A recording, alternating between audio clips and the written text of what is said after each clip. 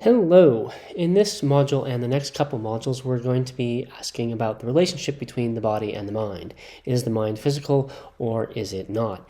And there are really two, maybe three positions you might take in answering this question. You might be a physicalist. You might believe in physicalism, and that says, yes, the mind is physical. You could instead be a dualist, and the dualist says no, the mind is not physical, and it says there are at least two kinds of things, the mental and the physical, and they're completely different. And so dual, that's where it gets its name. You could also believe, oh, actually, everything is mental and nothing is physical, but we won't be worrying about that position in the next couple of modules. So in this module, we're just going to be looking at this claim, the mind is physical, and we're actually going to just be asking, what does this claim mean? When we say the mind, what are we talking about? When we say physical, what are we talking about? We're not going to be looking at arguments in this module for or against the claim that the mind is physical. We're just going to be asking ourselves, what does this claim mean? We want to know, what is the mental, what is the physical, and what does it even mean to say that the mind is physical? And then once we understand that, we can think about, okay, well, what might be arguments for or against the claim that the mind is physical? But we need to understand what it means first. So let's start. Most of this module is going to be occupied actually with asking, what is the physical and what does it mean to say that the mental is the physical? That gets complicated, but we're going to start with asking just what is mental, because we need to be on the same page about that before we ask whether or not the mental is physical. So sometimes when we talk about the mental, we talk about the mind. And when we talk about the mind, we're thinking particularly of the intellect, of thoughts and judgments and beliefs and theories and stories and narratives and history and all of that. And maybe we also are thinking about choices, deciding what to do, deliberation. Do I want to eat this piece of cake? Am I going to do my homework? Do I want to go on a date with this person? And questions like that. Maybe that last question hasn't been coming up so much recently, but fortunately it will be in the future. But we're going to be using mind and mental in a broader sense. So it's going to include actions like actually moving the body to eat, intentionally doing so. Language, using language to speak and understanding language.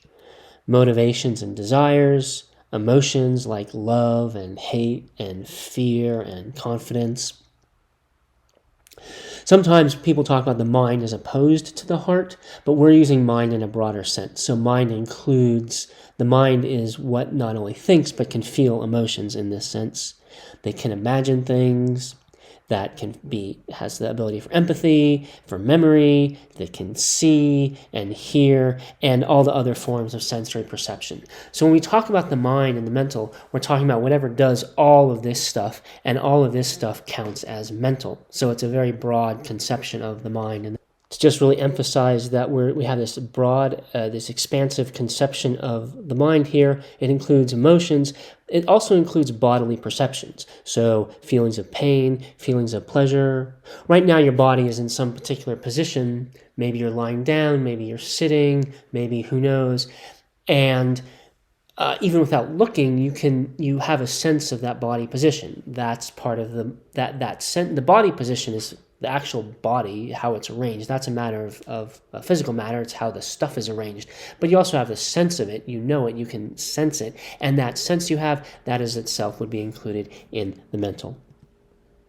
So why do we call all these mental or maybe psychological? Well, one reason is maybe that they're all part of one system. You have sensory perception of the world, and then you can think about it and reason about it and have goals about it, and then based on your goals and the information you've acquired from the sensation and so on, then you act. And so that's all part of one big system that you use to move your body around in the world. You might also think, well, they're all in some sense mine, right? I am the one who is experiencing all of those different experiences and having all the different thoughts and emotions and so on. And we think that they all seem to be brain involving in one way or another. And so maybe that's why we might call them all mental or psychological. It would be nice if we actually had a definition of the mental, and we'll see if maybe we can get one later, but it's actually pretty hard to define. Maybe they're all subjective. They're all ways that you're the subject of all these different experiences. They're all ways that the world shows up for you. Maybe they're all representational, right? So love, you don't just love, you love somebody. You don't just see, you see something. There are, all of our different mental states are directed towards objects. So maybe that's what defines the mental. But it's hard to say, and we're not going to, we'll look later at perhaps a sharper definition, but it's not easy. So when we talk about the mental, we want to understand that we have this really broad understanding of the mental. So we're talking about the intellect, we're talking about the heart, and we're also talking about all forms of sensory perception and all these other things as well. So before I wrap up this video, I want to talk briefly about the brain and the nervous system so that we can have some understanding. We're going to need to understand a little bit about just a little bit of terminology here. So the brain is made up of cells called neurons, and the nervous system is also made up of neurons. And they're just a little bit of, so when I talk about neurons, what I'm talking about are the cells that make up the brain and the nervous system. And they're just two pieces of two facts we want to know about these cells and how they work that I'll be referencing throughout subsequent videos. One is that neurons are long cells, and they have a long there's a bit called the axon, and part of how neurons work is that electrical charges can move down the axon, and these electrical charges can go at different rates. So a neuron can, as we say, it can fire, and what that means is the electrical charge is moving down it faster or slower. And then the other thing is that neurons communicate with each other and with muscles and with sensory organs like the eyes. And the way they do that is that they use chemicals called neurotransmitters. So when a neuron fires, the electrical charge moves down the axon, and if the charge is fast enough, then the neuron releases some chemicals called neurotransmitters, and those neurotransmitters can go and plug into other neurons that change how the rate at which that other neuron fires. So what we really need to know here is just the cells are called neurons, they have electrical charges, and they fire, and they communicate with each other with these chemicals called neurotransmitters. So that's what we want, this terminology. And then we also want to have some terminology about what we call mind-brain correlations. So what does that mean? Well, we're pretty confident of the following, that so say someone is in pain, then we think there's some state of the brain that accompanies that pain, that is correlated with that pain. We don't actually know what that state is yet. It's being investigated by neuroscientists, but let's just call it A. So someone is in pain, and they're in this their brain is in this state A. The neurons are doing, firing at faster or slower rates, and their neurotransmitters are releasing at faster or slower rates, whatever. There's some way the brain is that correlates with this person being in pain, because when they're not in pain, their brain is not in that state. So there are really these two possibilities. Either the person is in pain and their brain is in state A, or the person is not in pain and their brain is not in that state. And then we say that the pain and the brain state are correlated. Either you get both or you get neither. And whenever we don't know what A actually is, that's why I'm not saying, I'm just calling it A. And we can say human is in pain if and only if that human's brain is in neurological state A. And we think there is such a state A, even though we don't know what it is. And it's not just for pain that we think that there's this correlation. In fact, we think, say, a human is feeling pleasure if and only if that human's brain is in neurological state B, and we would call B the neural correlate of pleasure.